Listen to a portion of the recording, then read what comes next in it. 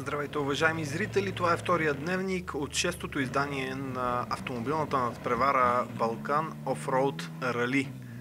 Във втория ден на състезанието участниците трябваше да преодолеят изпитания в района на Самоков, Дупница и Костенец.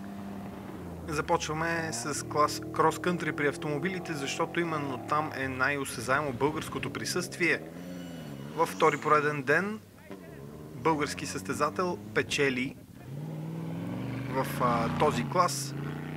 Константин Чолаков и неговия навигатор Ивайло Жеков бяха най-бързи със своята Toyota Hilux и това им позволи да се доближат до лидера във временното класиране, който също е българин, Дончо Цанев, и навигаторката му Ива Бонева с прекрасно каране и с техния много атрактивен прототип, изграден от тръбна конструкция без панели. В крайна сметка завършиха втори и успяха да опазят аванса си на върха в класирането. Ето и автомобила на Цанев и Бонева, които имат аванс от 10 секунди пред Чолаков и Жеков преди третия ден на надпреварата. Трети днес завърши германски екипаж Франк Стенски и Александър Таш.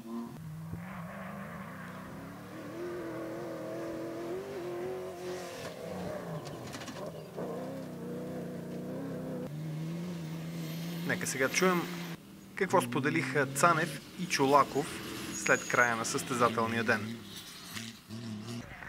Доста добър ден за вас, въобще в крос-кънтри категорията, българска доминация, което със сигурност радва пък феновете тук. Разбира се, постарахме се да ги зарадваме колкото можахме и ние също се забавлявахме. С Чолаков цял ден се надпреварвахме за етапите и крайна сметка успяхме да финишираме, мисля, че с доста добро време. Как бяха самите отсечки? Значи, отсечките бяха колкото и бързи, толкова технични. Имаше на места и камъни, от които трябваше да вардим и техниката. Нямахме проблем с навигацията. На мен лично много ми хареса трасето днес. Много силен дебют правиш в състезанието. Втори ден си най-бързия в крос-кънтри. Това може ли да изненада някой? Най-вероятно ще изненада някой, защото до сега винаги съм бил бърз, само че съм бил следван неотлъчно от технически проблеми, навигационни грешки и така нататък. Хората в крос-кънтрито знаят много добре, познават ме много добре, знаят, че карам силно, но знаят, че при мен винаги има нещо се случва и нещата не могат да завършат добре накрая. За сега е добре, за сега съм доволен, караме силно, трасета са чудесни, организацията е на много добро ниво и се надявам просто да издържим, защото това е психически и техниката трябва да издържи и така. Това е. Машината изглежда много добре подготвена и звучи добре. Машината е второ поколение на нашето произведение. Всъщност това е втората кола, която правим ние. Това е изцяло направена кола тук в България. Само че е оборудвана с най-доброто окачване, което се произвежда в Европа. Това са Ригер коловарите, те са уникални, просто там дават възможност дори на начинаещ пилот да се справи доста добре с всяко едно трасе. По колата има много мисъл вложена.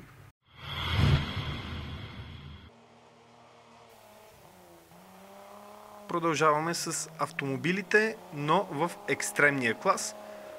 За пореден път организаторите на надпреварата се бяха погрижили екстремистите да не скучаят.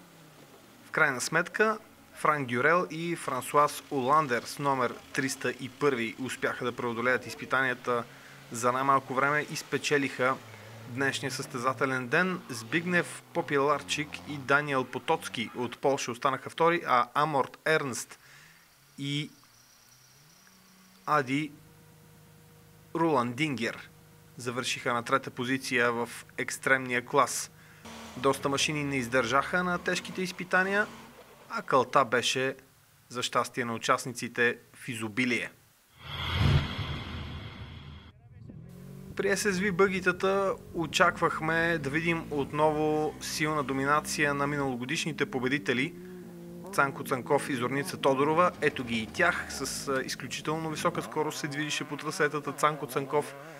Но, за съжаление, в втората състезателна отсечка получи повреда, която смъкна назад в класирането българския екипаж и прави защитата на титлата много трудна предвид масовото участие в класа. Мишел Питу и Антуан Мишлу спечелиха в днешния ден.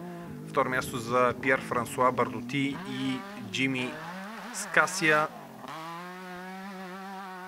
Все пак Цанков и Тодорова успяха да завършат деня и след като поправиха своето SSV, се върнаха на трасето, за да не получат по-голямо наказание.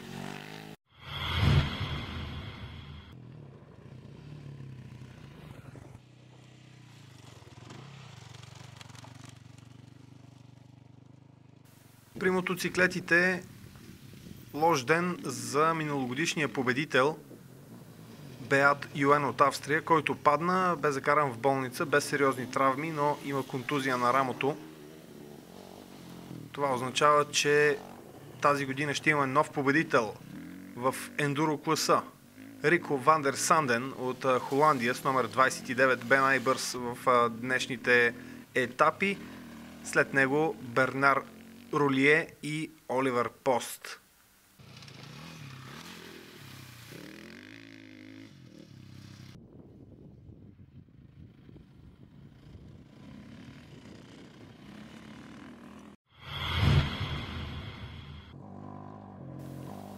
Надпреварата при АТВ машините също беше много вълнуваща. Нашия представител Васил Томов завърши на втора позиция, беше изпреварен само от Томаш Кобиена от Чехия, а датчанина Николас Харкяер затвърди впечатлението, че ще бъде един от хората, които ще се борят за първата позиция в надпреварата с отново солидно каране и трета позиция в днешния състезателен ден.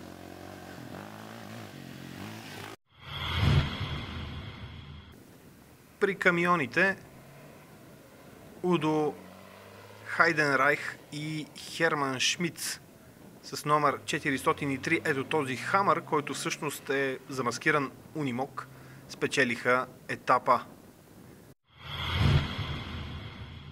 Накрая, но не по важност, разбира се, чисто новата надпревара, изключително атрактивна, която радва всички участници и фенове, съпътстващи Балкан Офроуд Рали, а именно Балкан Класик Рали. В днешния ден триумфира Хорхе Перес Компанг от Аржентина, следван от Карим Висанжи и Амар Сладж. Това е екипажа от Кения. Трето място за Бернард Мюнстер, опитния белгиец, който преди 26 години има участие в рали надпревари в България. Сега тук с своето уникално Порше. С това се разделяме. Още новини за Балкан Офроуд Рали в следващия дневник.